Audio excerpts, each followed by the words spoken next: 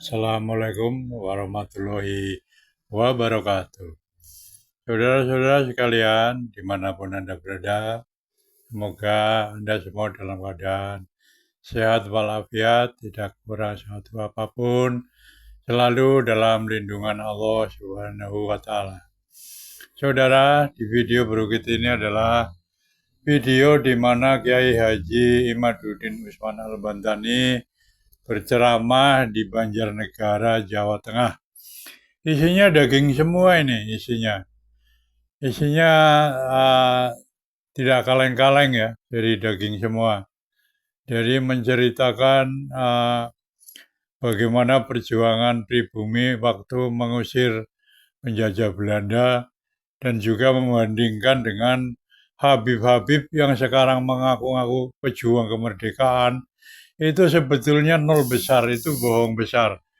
Karena di dalam catatan sejarah, tidak satu pun Habib yang ikut perang mengusir penjajah Belanda. Mereka pada sembunyi, ngumpet, dan banyak yang jadi mata-mata, dan banyak yang jadi antek Belanda. Nah, setelah Indonesia menang, pribumi berhasil mengusir penjajah Belanda, mereka baru pada muncul, ngaku, saya pejuang, kakek saya meninggal ketembak Belanda.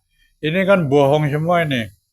Yang jelas di buku sejarah nasional tidak tercatat Habib-Habib yang ikut perang. Nggak ada itu.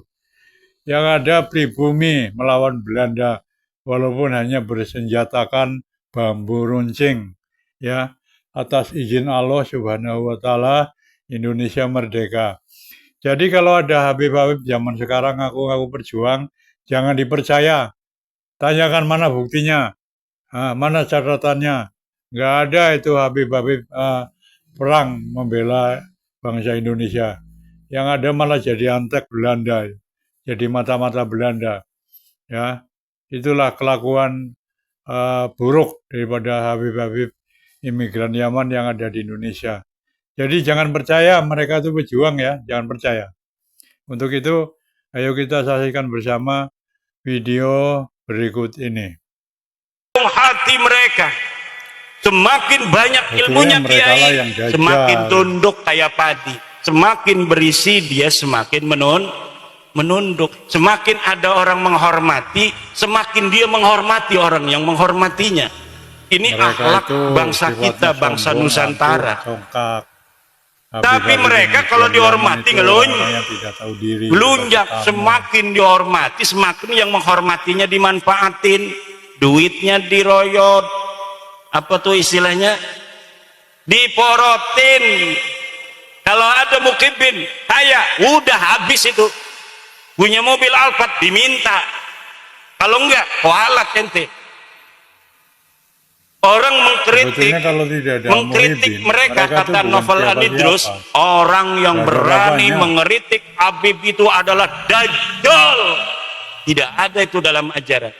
Orang yang mengkritik Rasulullah aja, Rasulullah nggak pernah bilang yang mengkritik beliau itu dajjal.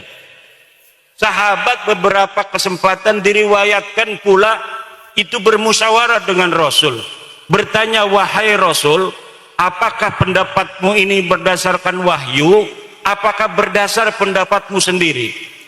Kalau berdasarkan wahyu, kita harus ikuti.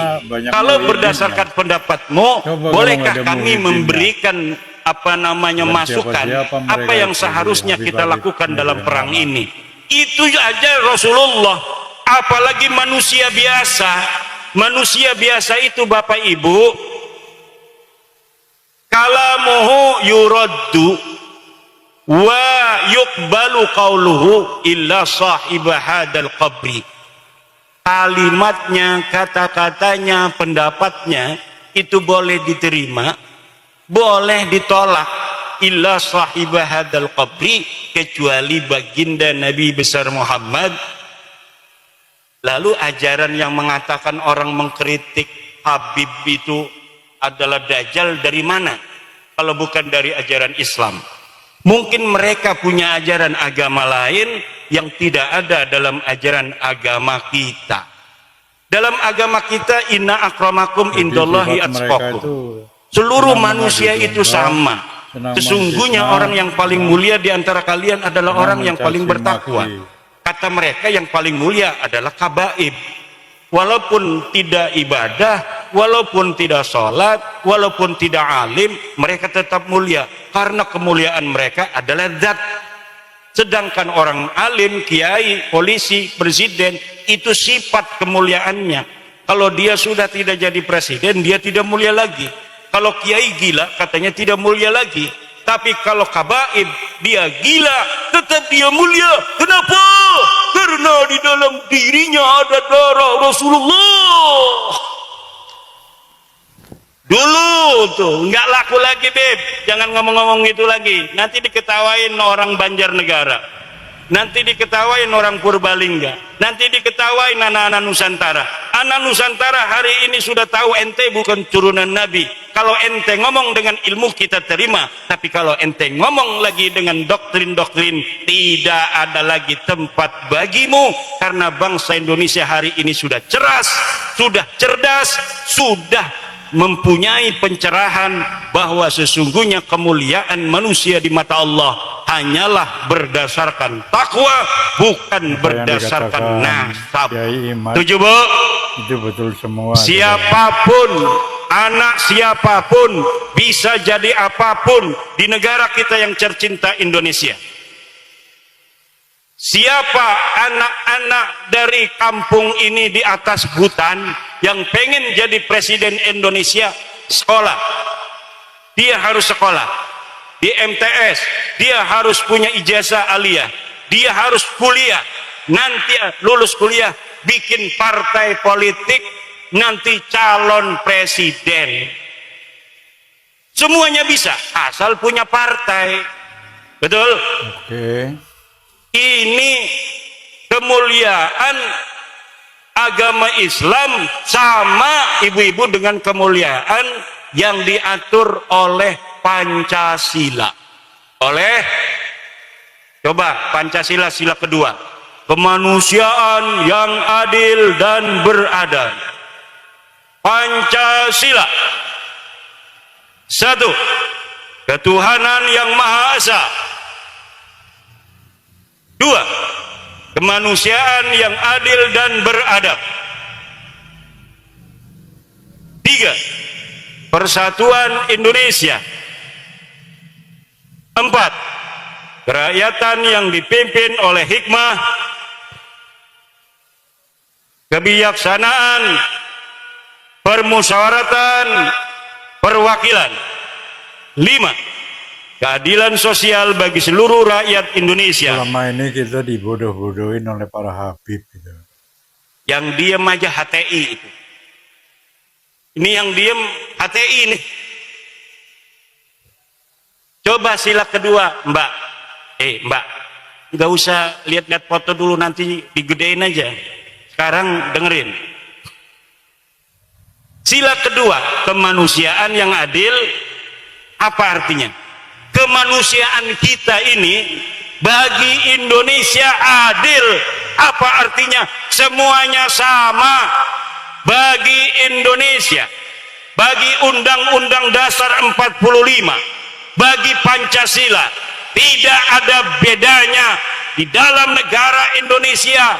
Dia yang bernasab turunan raja, dia yang bernasab turunan nabi, dia yang bernasab turunan wali songo, dia yang bernasab turunan tukang jahit, dia yang bernasab turunan TNI, dia yang bernasab turunan petani, pedagang, pendeta, kiai.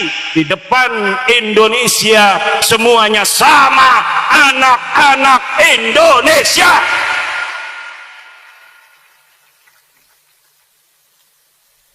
Dia bisa jadi presiden. Siapa saja bisa jadi presiden. Dia bisa jadi menteri. Dia bisa jadi gubernur Jawa Tengah. Dia bisa jadi gubernur Jawa Timur, bupati Banjarnegara, camat di sini, lurah di sini. Tidak dilihat dari keturunannya. Silahkan masa lalu mereka keturunan pengkhianat sekalipun. Tapi Muhyiddin kalau Muhyiddin sekarang itu dia agar ini komitmen tidak kepada tertutup NKRI, hatinya, kepada Indonesia, tidak menjadi mau beban, bersama tapi membangun kita citra membela baik bagi junjungannya bangsa dan Abdillah negara di mata Ikhlas dunia, itu. maka kita akan terima. Walaupun kita tahu mereka dulu turunan antek-antek penjajah Belanda. Kami punya data dan punya bukti yang leluhur mereka lakukan kepada leluhur kami bangsa Indonesia, yaitu mengkhianati kami. Berbagai macam peristiwa sejarah telah membuktikan leluhur-leluhur bangsa Indonesia yang menginginkan kemerdekaan, siapa yang mengkhianati, kami mencatatnya, tapi kami akan hapus semua itu kalau kalian mau mawas diri, kalian mau bersama untuk membangun negara ini hari ini. Kenapa? Kita harus melihat masa depan, betul? Bukan melihat masa lalu. Masa lalu itu suatu yang kadang-kadang sangat menyakitkan untuk dikenang. Saya banyak bersedih kalau membaca sejarah keluarga, sejarah Banten, sejarah perjuangan. Bagaimana leluhur-leluhur kita dulu sampai mengorbankan diri mereka untuk kemerdekaan kita hari ini. Ada yang tergeletak di pinggir jalan.